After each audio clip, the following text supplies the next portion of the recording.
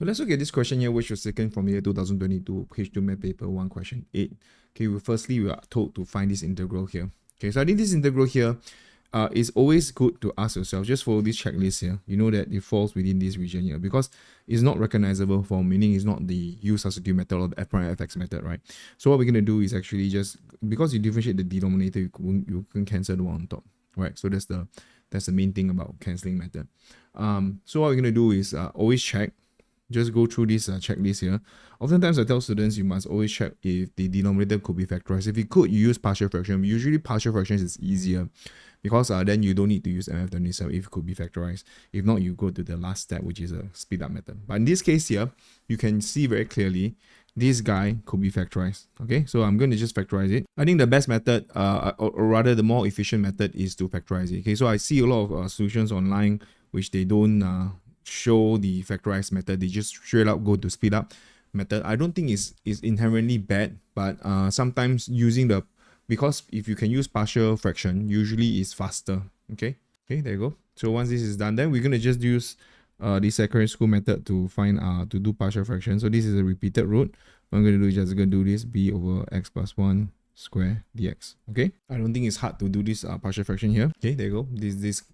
This guy here. Then what we're going to do is compare coefficient. We know a is 2. Okay, maybe I expand this ax plus a plus b, right? Then we'll have a equals to 2 and a plus b equals to minus 1. So b is equals to negative 3. Okay, there you go, partial fraction. So partial fraction usually is faster. You don't need to use MF27. This guy will be ln x plus 1. Then we're going to do the other one, will just be 3. This is just secondary school integral, right? So let me just this is 3. So let me just write it down. Okay. So you see this as the power of 2. So this guy, it's a linear expression here, so it's x plus 1 minus 1 minus 1. Okay, so similarly this guy will just be the same, plus c. Okay, there we go. So method 1, the one that I prefer, which is just use partial fraction straight. Great.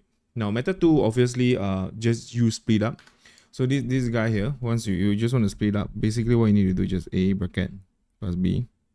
Same thing, x squared plus 2x plus 1. Okay, you can skip this step if you can see how it's being split. But anyway, this inside here, just put the derivative of the denominator here. So this will be 2x plus 1. Okay, so it's 2x plus 1. Okay, oh sorry, 2x plus 2. Okay, so if you work it out, this will be equal to this guy. So using our secondary school method, we could also find our a and b here, this guy, these two guy here. So we know that a is actually, by observation, you can see that a is equals to 1 and b is equals to negative 1. So you get this. Once you get negative 1, so negative 3, sorry, not negative 1, I bought wrongly, so this is negative 3. So this guy here, similarly, what you get is this is just the derivative on top, so this is ln x squared plus 2x plus 1. This over here will be 3. Same thing, you know that you can use MF, but once you complete the square, you get this guy. Okay? So you still get the same expression. Then once you get this guy will be x squared. Okay, actually this guy, you can see this as x plus 1 square as well. Okay, so this is 3 x plus, similarly with what we done just now. So this guy will just be 2 ln x plus 1 plus 3 over x plus 1. Okay, of course you can leave the so it's the same answer. Okay, same answer, but you can leave it like that, it's fine. Okay, so there's that. So let's look at the second part B, find the exact value of the modulus function. So let's look at the modulus one. So basically, usually what I'll tell students is, if you see this modulus function here, understand that you could plot in the GC and see which part is, because what we need is the equation being flipped up to the positive y region. Right? So I'll just show you how. So this case here, what I'm going to do is I'm going to plot in the GC, the equation. So here, plot in the one which is the without the modulus and the other one is with the modulus. So here, I'm going to just, the one dotted line. Okay, so change your dotted line. Go here, then just change it to dotted, right? So here, okay. Then what we're going to do is just put this value in the dotted, which is original equation. So I'm going to put 2x minus 1. Then this is x squared plus 2x plus 1. Okay. Then for the numerator, same thing. I'm going to put in the same one, but you could just put, so get the modulus function under math, or if not, you could get the modulus function under alpha f2, I think. Yeah, there you go. Okay, so anyway, this is how you get. So this 2x minus 1. Put this as x squared plus 2x plus 1. Okay, put it in. Then once this is done, you get this. Now this is the original equation. This is half, obviously, because when y is 0, this is half, right? You can see that. So you're looking from the indefinite integral from 0 to 2. So I'm going to just zoom to the region there. Zoom box. Okay, so here, zoom to this region here and calculate here. There you go. Okay, so exiting from the graph here, understand that this red line here is actually my original graph without the modulus. This guy is where it goes fx.